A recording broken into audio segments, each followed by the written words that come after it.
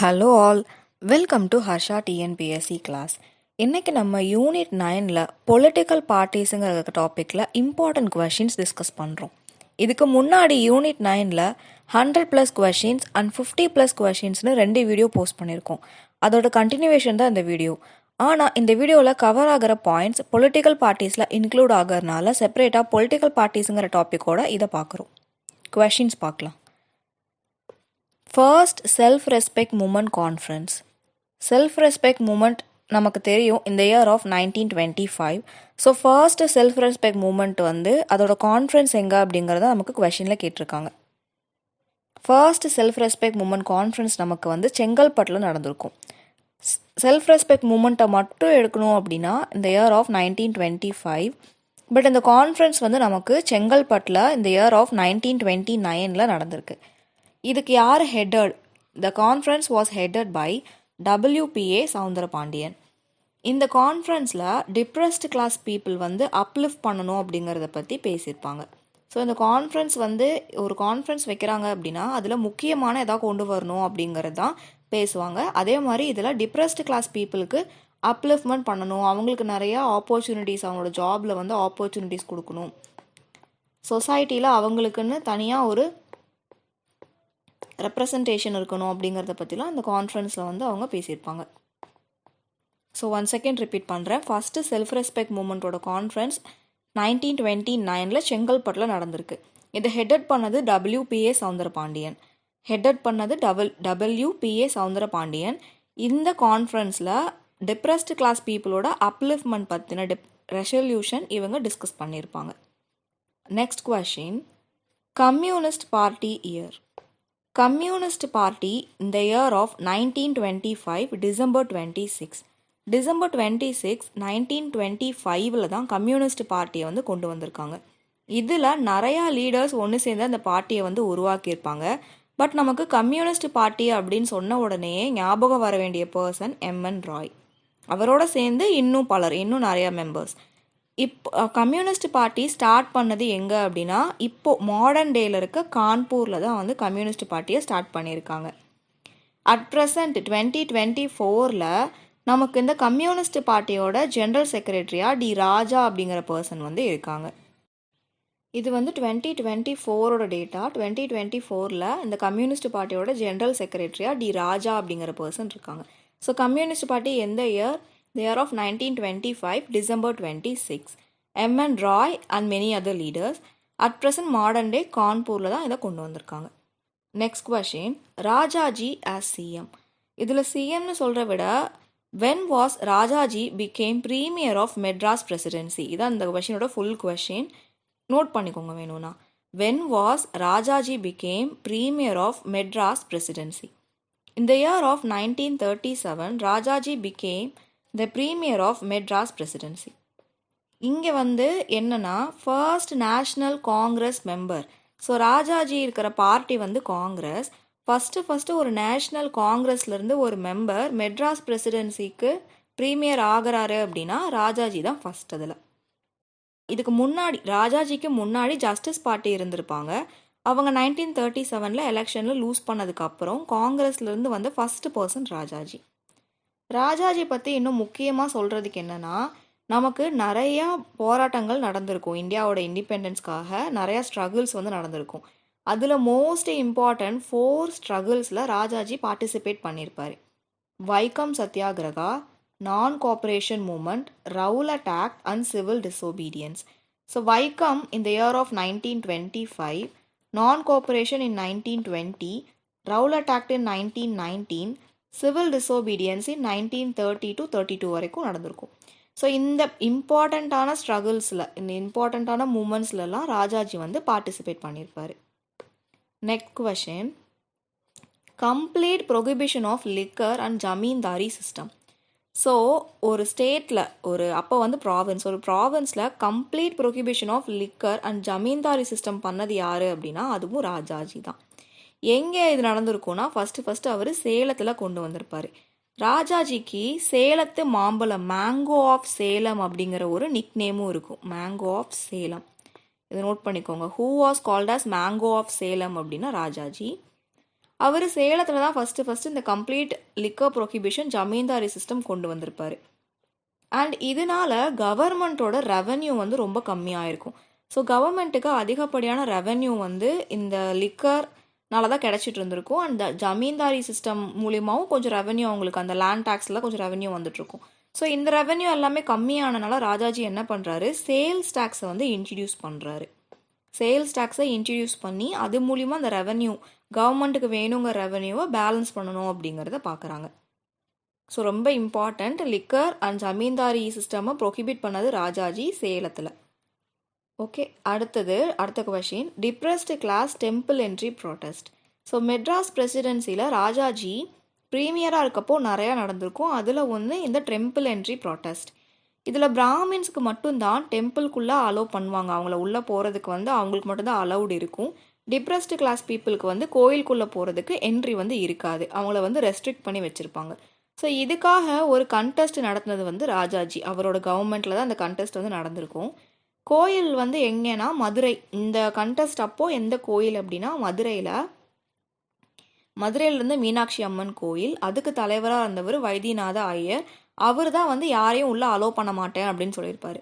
So இந்த temple entry protest மதுரையில் வந்து எப்போ நடந்திருக்கும், இந்த இயர் ஆஃப் 1939 தலித் மக்களை வந்து உள்ளே விட மாட்டேன் அப்படின்னு சொல்லியிருப்பாங்க. அதுக்காக இந்த ப்ரொடெஸ்ட் வந்து நடந்திருக்கும். Next question, Subbarayalu period. So நமக்கு ராஜாஜிக்கு அடுத்து வந்தவர் தான் இந்த சுப்புராயலு அப்படிங்கிற பர்சன். இவரோட ப்ரீமியராக இவரோட பீரியட் என்ன அப்படிங்கிறத கொஷின். இந்த இயர் ஆஃப் 1920 to 1921 சுப்புராயலு வந்து ப்ரீமியராக இருந்திருப்பார் மெட்ராஸ் பிரசிடென்சிக்கு. ஃபஸ்ட்டு ஜஸ்டிஸ் பார்ட்டி வின் பண்ண உடனேயே இவர் தான் வந்து first premier of justice party. So confuse பண்ணிக்க வேண்டாம், சுப்புராயலு பீரியட் வந்து ராஜாஜிக்கு முன்னாடி பீரியட். ஓகேவா, நான் அதுக்கப்புறம் சொல்லிட்டேன் போல, சாரி. நல்லா நோட் பண்ணிக்கோங்க. ஃபஸ்ட்டு மெட்ராஸ் பிரசிடென்சியில் எலெக்ஷனில் வின் பண்ணது வந்து ஜஸ்டிஸ் பார்ட்டி தான். அதில் ஃபஸ்ட்டு பர்சனாக ப்ரீமியராக இருந்தது யார் அப்படின்னா சுப்புராயலு ரெட்டியார். ஃபுல் நேம் வந்து சுப்புராயலு ரெட்டியார். இவர் தான் first premier of justice party நம்ம மெட்ராஸ் பிரசிடென்சிக்கு. இது இயர் பாருங்கள் 20 to 21. அப்போ நம்ம முன்னாடி பார்த்தோம் ராஜாஜி வந்து ப்ரீமியராக 1937 to 1939 இருந்திருப்பார். அப்போ ஆப்வியஸ்லி ராஜாஜி வந்து முன்னாடி வரமாட்டார். நல்லா ஞாபகம் வச்சுக்கணும், மெட்ராஸ் பிரசிடென்சியில் ஜஸ்டிஸ் பார்ட்டி தான் ஃபஸ்ட்டு வின் பண்ணுவாங்க எலெக்ஷனில். அதில் first person Subbarayalu Reddiar. Following தான் ராஜாஜி. கொஷின் சீக்வன்ஸ் வந்து ஆர்டர் சேஞ்ச் ஆகிருக்கு ராஜாஜி மட்டும். அதை நான் ஃபாலோயிங் அப்கமிங் கொஷின்ஸ் வரும்போது இன்னும் கொஞ்சம் கிளாரிட்டி கிடைக்கும். இவரோட சுப்புராயலு ரெட்டியார் பீரியட் வந்து 1920 to 1921. ஃபஸ்ட்டு வின் பண்ண உடனேயே சுப்புராயலு ரெட்டியாரை வந்து ப்ரீமியமாக அனௌன்ஸ் பண்ண மாட்டாங்க. பிடி தியாகராயரை தான் வந்து சொல்லுவாங்க. பிடி தியாகராயர் தான் வந்து ரெக்கமெண்ட் பண்ணுவாங்க, நீங்கள் தான் ப்ரீமியராக இருக்கணும் அப்படின்னு. பட் இவர் வந்து வேண்டாம், நான் வந்து ப்ரீமியராக இருக்க விரும்பலை அப்படின்னு சொல்லிட்டு சுப்புராயலு ரெட்டியாரை வந்து ரெக்கமெண்ட் பண்ணுவார். அதன்படி சுப்புராயலு வந்து 1920 to 1921 வந்து ப்ரீமியராக இருப்பார். ரொம்ப கம்மி டியூரேஷனாக இருக்குது, பார்த்தாலே தெரியுது கம்மி டியூரேஷனாக இருக்குது. ஏன்னா இவர் உடம்பு சரியில்லாமல் போய் இறந்துருவார். So sick and died. Justice party எலெக்ஷனில் கிட்டத்தட்ட 63 பிளேசஸில் வந்து அவங்க ஜெயிச்சிருப்பாங்க. அவங்க பார்ட்டிசிபேட் பண்ண பிளேசஸில் ஓவரால் 63 பிளேசஸில் அவங்க எலெக்ஷனில் வின் பண்ணி மெட்ராஸ் பிரசிடென்சியோட ப்ரீமியராக சுப்புராயலு ரெட்டியார் இந்த இயர் ஆஃப் 1920 சார்ஜ் எடுப்பார். நெக்ஸ்ட் கொஷின், பனகல் ராஜா பீரியட். சுப்புராயலு ரெட்டியாருக்கு நெக்ஸ்ட் வந்த பர்சன் தான் பனகல் ராஜா. இவரோட பீரியட் 1921 to 1926. இவர் பீரியடில் என்ன ஆகிருக்கும் அப்படின்னு பார்த்தா, இவர் வந்து நிறையா லீடர்ஸை அவரோட பொலிட்டிக்கல் பார்ட்டிக்கு தேவையான மேக்ஸிமம் நம்பர் ஆஃப் லீடர்ஸை அவரோட ரிலேட்டிவ்ஸ்லேருந்தே அவர் செலக்ட் பண்ணியிருப்பார். ஸோ நமக்கு தெரியும், எந்த பார்ட்டி மெஜாரிட்டியாக இருக்காங்களோ அவங்க வந்து ஒரு கான்ஸ்டிடியூவன்சிக்கும் யாரை நிற்க சொல்கிறாங்களோ அவங்க தான் நிற்பாங்க. அண்ட் அவங்க தான் வந்து எம்எல்ஏவும் எலெக்ட் ஆவாங்க. நிறையா ஓட்ஸ் அவங்க கெயின் பண்ணிட்டாங்கன்னா எம்எல்ஏவை எலெக்ட் ஆவாங்க. ஸோ இந்த இடத்துல என்ன ஆயிடுச்சு, பனகல் ராஜா வந்து நார்மல் பீப்புளுக்கு எந்த ஒரு சப்போர்ட்டுமே இல்லாமல் மேக்ஸிமம் ஆஃப் த பொலிட்டிக்கல் பார்ட்டிக்கு தேவையான லீடர்ஸை அவரோட ரிலேட்டிவ்ஸ்லேருந்தே சூஸ் பண்ணிடுறாரு. ஸோ இதனால் மக்கள் வந்து அதிருப்தி ஆயிடுறாங்க. அண்ட் அப்போசிஷன் பார்ட்டி வந்து ரொம்ப கடுப்பாயிடுறாங்க, இவர் என்ன இப்படி பண்ணிட்டுருக்காரு அப்படின்னு கடுப்பாயிட்டு நோ கான்ஃபிடன்ஸ் மோஷன் கொடுத்துட்றாங்க. இவர் பீரியடில் இந்த நோ கான்ஃபிடன்ஸ் மோஷனை கொண்டு வந்தது யாருன்னா சிஆர் ரெட்டி அப்படிங்கிற பர்சன் கொண்டு வந்திருப்பாங்க. கொண்டு வந்து இவரோட ஆட்சியை வந்து கலைச்சிடுறாங்க. ஸோ பனகல் ராஜா ஆட்சியில் அவரோட பீரியடில் கவர்னராக இருந்தது வந்து வில்லிங்டன். நான் ஸ்டோரி மாதிரி தான் சொல்லிட்டு இருக்கேன், நிறையா சொல்கிற மாதிரி இருக்குது, அன்வான்டாக இருக்குது அப்படின்னா கமெண்ட்டில் சொல்லுங்கள். எனக்கு தெரிஞ்சு நான் கம்மியாக சொல்கிறேன். ஸ்டோரி தெரியாமல் நம்ம அப்படியே மனப்பாடம் பண்ணுறது வந்து யூஸே ஆகாது எங்கேயுமே, நமக்கு அந்த சீக்வன்ஸும் வராது. அண்ட் கொஷின் ஸ்டேட்மெண்ட் டைப்பாக கேட்டாங்கன்னா ஆன்சர் பண்ணுறது கொஞ்சம் டிஃபிகல்ட்டியாக இருக்கும். ஸோ எது படித்தாலுமே நம்ம கொஞ்சம் கதையோடு படித்தோம் அப்படின்னா அது நல்லாயிருக்கும். ஹிஸ்ட்ரியை பொறுத்த வரைக்கும் கதையோடு படிக்கிறதா நமக்கு வந்து லிங்க் கிடைக்கும். ஸ்டேட்மெண்ட்டாக கேட்டாலும் சரி, மேட்ச் த ஃபாலோயிங்காக கேட்டாலும் சரி. அதனால் கதையோடு கொண்டு போயிட்டுருக்கேன். ஐ ஹோப் இது உங்களுக்கு ரொம்ப யூஸ்ஃபுல்லாக இருக்கும். நெக்ஸ்ட் கொஷின் பார்க்கலாம். சுப்பராயன் பீரியட். ஃபஸ்ட்டு பார்த்தது சுப்பராயலு, இப்போ பார்க்குறது சுப்பராயன். 2 பேரும் வேறு வேறு பர்சன். ஸோ தேர்டாக ஜஸ்டிஸ் பார்ட்டியில் வந்தவர் தான் பி சுப்பராயன் அப்படிங்கிறவர். இவர் வந்து ஒரு இண்டிபெண்ட் கேண்டிடேட். இது இன்ட்ரெஸ்டிங்கான ஒன்று. ஜஸ்டிஸ் பார்ட்டி இல்லாமல் ஜஸ்டிஸ் பார்ட்டி மூலிமா ரெக்கமெண்ட் பண்ணி வந்தவர் வந்து இவர். ஓகே, ஜஸ்டிஸ் பார்ட்டிக்குள்ளே தான் இவரும் வராரு. பஸ் ஜஸ்டிஸ் பார்ட்டியோட மெம்பர் ஒருத்தங்க ரெக்கமெண்ட் பண்ணி தான் இவர் உள்ளே வருவார். இவர் வந்து இண்டிபெண்ட்டாக ஒரு பார்ட்டி வச்சுருந்தாரு அப்படின்னு கொடுத்துருக்காங்க. அஃபிஷியலாக அப்படி கொடுத்துருக்காங்க. Actually I do don't know என்னன்னு சொல்லிட்டு. பட் இவர் ஒரு independent party candidate and he is also justice பார்ட்டின்னு கொடுத்துருக்காங்க. வாட் எவர் இந்த இஷ்யூ உங்களுக்கு யாருக்காச்சும் தெரியும் அப்படின்னா கமெண்ட்டில் சொல்லுங்கள். ஸோ சுப்பராயன் பீரியட் என்ன அப்படின்னா 1926 to 1930. ஃபர்ஸ்ட் ஆஃப் ஆல் கோஷன் அப்படிங்கிறவர் வின் பண்ணுறாரு.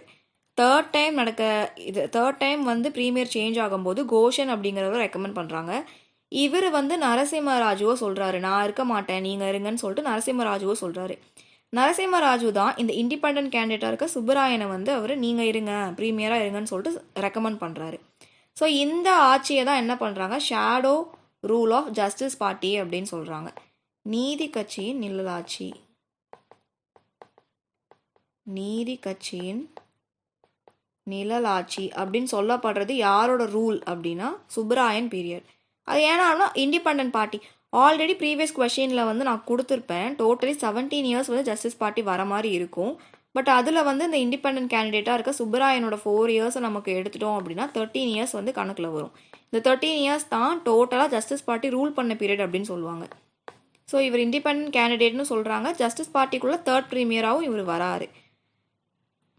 நெக்ஸ்ட் கொஷின் பார்க்கலாம். முனுசாமி பீரியட்.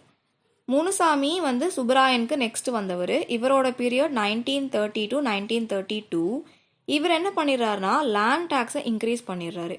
பீப்புளுக்கு தேவையான எதுவுமே பண்ணாமல் உள்ள ப்ரீமியராக வந்த உடனேயே ரெவன்யூ அதிகம் வரணும் அப்படிங்கிறதுக்காக லேண்ட் டேக்ஸை இன்க்ரீஸ் பண்ணிடுறாரு. இதனால நிறைய ஜமீன்தார்ஸும் லேண்ட்லார்ட்ஸும் அஃபெக்ட் ஆயிடுறாங்க. So Munusamy increase the land tax, it affected the zamindars and landlords. இது பெரிய ப்ராப்ளம் ஆகி லெஜிஸ்லேட்டிவ்ல இவருக்கு நோ கான்ஃபிடன்ஸ் மோஷன் கொடுத்துட்றாங்க. நமக்கு தெரியும், நோ கான்ஃபிடன்ஸ் மோஷன் கொடுத்தாங்க அப்படின்னா அந்த மெஜாரிட்டி பார்ட்டி ஓகே அப்படின்னு சொன்னாங்கன்னா அந்த ரூல் வந்து கலைஞ்சிரும். எகெயின் பை எலெக்ஷன் வரும், எகெயின் வேற ஒருத்தரை வந்து ப்ரீமியரை எலெக்ட் பண்ணுவாங்க. அந்த மாதிரி தான் அடுத்தடுத்த பர்சன் வந்து வந்துட்டுருக்காங்க. நெக்ஸ்ட் வந்து பொப்புளி ராஜா வராரு. பொப்புளி ராஜாவோட பீரியட் வந்து 1932 to 1937. இவரோட உண்மையான பேர் ராமகிருஷ்ண ரங்காராவ். ஸோ பொப்புளி ராஜா அப்படிங்கிறவரோட உண்மையான நேம் ராமகிருஷ்ண ரங்காராவ். இவர் ரூல் பண்ண பீரியட் 1932லேருந்து 1937. போன டைம் முனுசாமி வந்து ஜமீன்தாருக்கு எகெயின்ஸ்டாக இருந்தார், லேண்ட் டேக்ஸ் எல்லாம் இன்க்ரீஸ் பண்ணி. அதனால பொப்புளி ராஜா ரொம்ப உஷாராக ஜமீன்தாருக்கு சப்போர்ட் பண்ணுறாரு. ஆனால் மக்களுக்கு வெல்ஃபேர், பீப்புளுக்கு வெல்ஃபேர் அவர் ஒன்றுமே பண்ணல. பீப்புளுக்கு எந்த நல்லதுமே பண்ணாமல் சிம்பிளி ஜமீன்தாருக்கு மட்டும் சப்போர்ட் பண்ணுறாரு. இதனாலையும் பெருசாக இந்த ஆட்சி வந்து இருக்காது. நெக்ஸ்ட் பர்சன் வந்து சேஞ்ச் ஆயிடுவாங்க. ஸோ அதிக நாள் வந்து இவருக்கும் பெருசாக நல்ல பேர் ஒன்றும் இருக்கிற மாதிரி தெரில. ஏன்னா அவர் வந்து பீப்புளுக்கு எந்த நல்லதுமே செய்யலை. இவரோட ஆட்சியில் தான் 1935 கவர்மெண்ட் ஆஃப் இந்தியா ஆக்ட் வந்து வரும். இவரோட பீரியட் பார்த்துக்கோங்க 1932 to 1937. ஸோ இதுக்குள்ளே தான் நமக்கு 1935 அப்படிங்கிறது வருது. கவர்மெண்ட் ஆஃப் இந்தியா ஆக்ட் வரும்போது நமக்கு மெட்ராஸ் பிரசிடென்சியில் யார் ப்ரீமியராக இருந்தாங்க அப்படின்னு கேட்டால் பொப்புளி ராஜா. The year of 1935 when Government of India Act introduced, who is the premier of Madras Presidency அப்படின்னு கொஷின் கேட்டால் நம்ம அதுக்கு பொப்புளி ராஜா அப்படின்னு ஆன்சர் பண்ணணும். நெக்ஸ்ட் கொஷின் பிடி ராஜன்.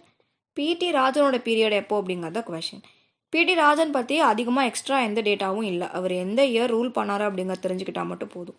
இந்த இயர் ஆஃப் 1934 to 1937 தான் பிடி ராஜா வந்து ரூல் பண்ணியிருக்காங்க. Next question K V Reddy Naidu. K V Reddy Naidu தான் ஜஸ்டிஸ் பார்ட்டியோட last person, the year of 1937.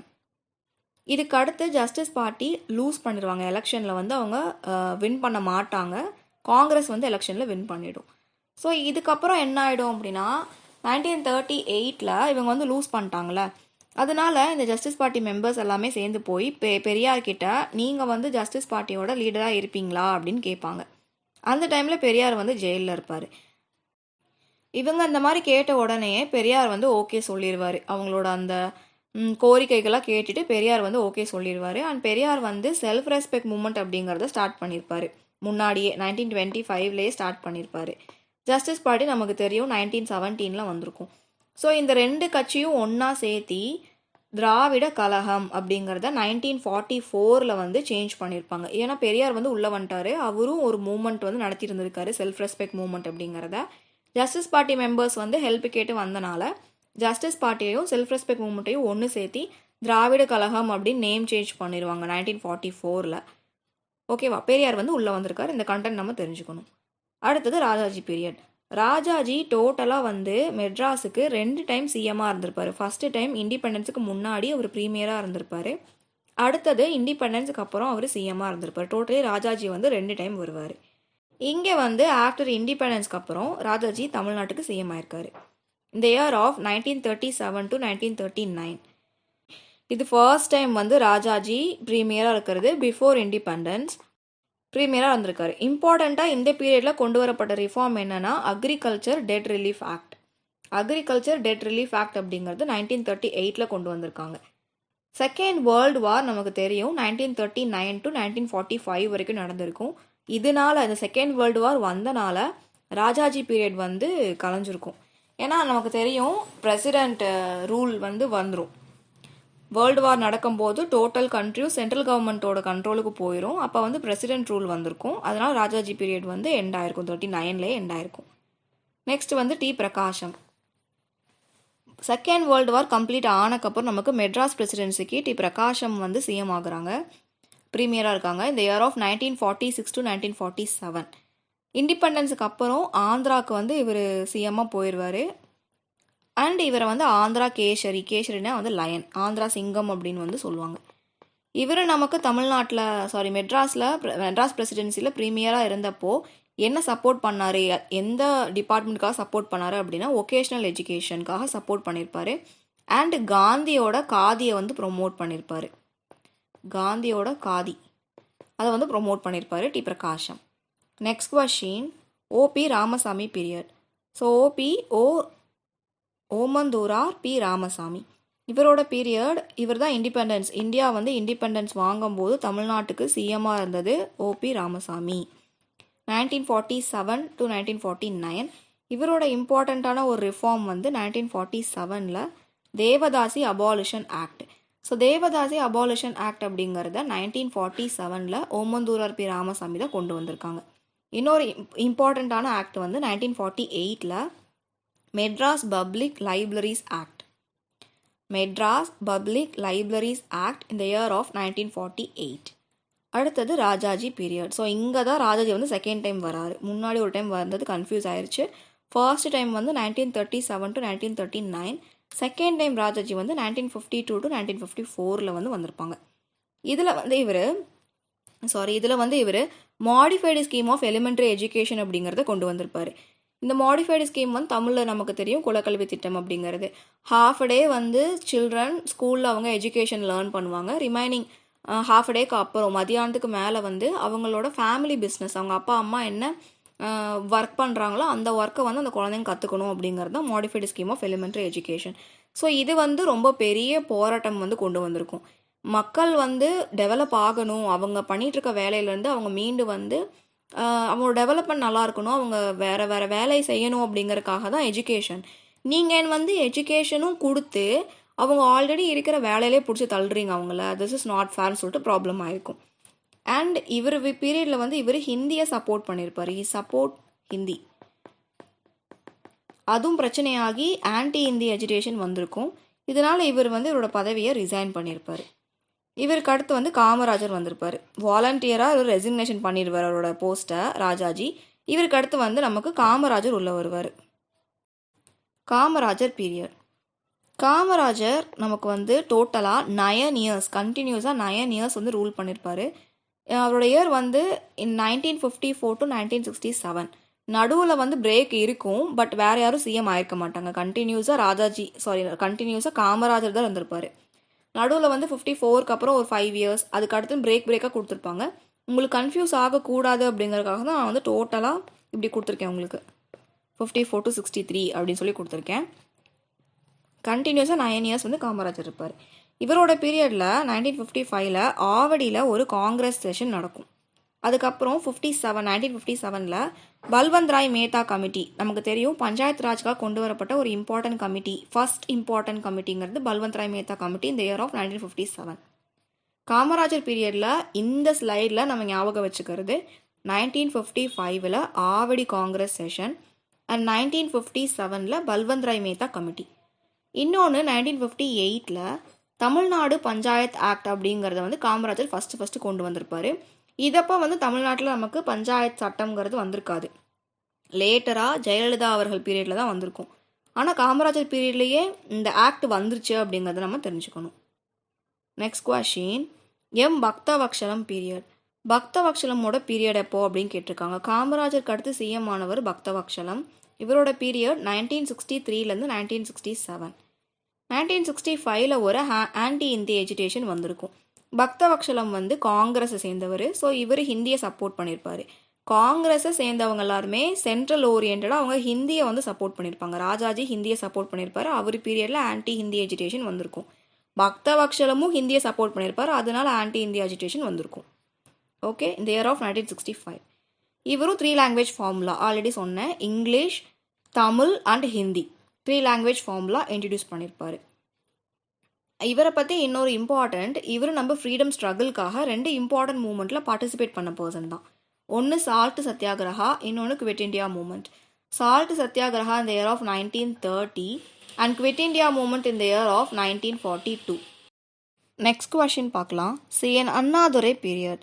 CN Annadurai இந்த இயர் ஆஃப் 1967 to 1969 வரைக்கும் தமிழ்நாடோட சிஎம்மாக இருப்பார்.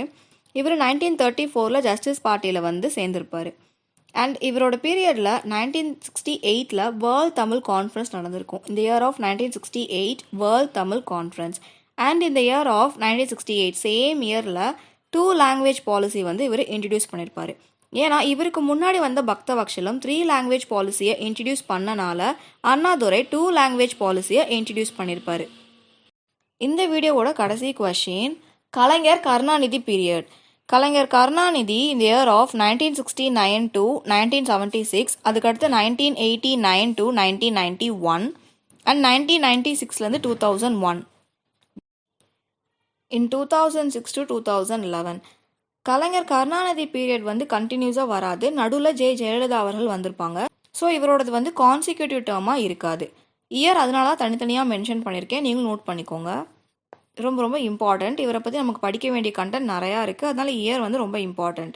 இயர் நல்லா ஞாபகம் இருக்குது அப்படின்னா நமக்கு ஆப்ஷன் எலிமினேஷனில் கூட ஈஸியாக ஆன்சர் போட்டுடலாம். இவரோட பீரியடில் இன் 1969 ஃபஸ்ட்டு பேக்வர்ட் கிளாஸ் கமிஷன் கொண்டு வந்திருப்பாங்க. அதுக்கடுத்து இன் 1971 பெக்கர்ஸ் ரீஹாபிலிட்டேஷன் ஸ்கீம் வந்து கொண்டு வந்திருப்பாங்க. இது 2 ரொம்ப இம்பார்ட்டண்ட். கலைஞர் கருணாநிதி பற்றி நம்ம செப்பரேட்டாக ஒரு வீடியோவில் பார்ப்போம். அதில் வந்து நம்ம இவர் கொண்டு வந்த நிறையா ரிஃபார்ம்ஸ் பற்றி எந்தெந்த இயரில் கொண்டு வந்தாங்க அப்படிங்கிறத டீட்டெயில் டிஸ்கஸ் பண்ணலாம். இந்த வீடியோ ஃபுல்லாக பார்த்ததுக்கு ரொம்ப தேங்க்யூ. உங்களுக்கு இந்த வீடியோ யூஸ்ஃபுல்லாக இருந்தால் ஃப்ரெண்ட்ஸ்க்கு ஷேர் பண்ணுங்கள். அண்ட் நீங்கள் நம்ம சேனலை சப்ஸ்கிரைப் பண்ணல அப்படின்னா சப்ஸ்கிரைப் பண்ணிக்கோங்க. இந்த வீடியோ லைக் பண்ணுறீங்க அப்படின்னா லைக் ஒன்று போட்டுவிடுங்க. அப்போ தான் எனக்கு எவ்வளோ உங்களுக்கு பிடிச்சிருக்கு அப்படிங்க தெரிஞ்சுக்க முடியும். அண்ட் நீங்கள் இன்னும் நம்ம டெலகிராம் குரூப்பில் ஜாயின் பண்ணாமல் இருக்கீங்க அப்படின்னா டெலகிராமில் ஹர்ஷா டிஎன்பிஎஸ்சி கிளாஸ்னு சர்ச் பண்ணி ஜாயின் பண்ணிக்கோங்க. இல்லைனா வீடியோக்குள்ள டிஸ்கிரிப்ஷனில் லிங்க் கொடுத்துருக்கோம், கிளிக் பண்ணி ஜாயின் பண்ணிக்கோங்க. இந்த வீடியோ பார்த்ததுக்கு ரொம்ப தேங்க்யூ.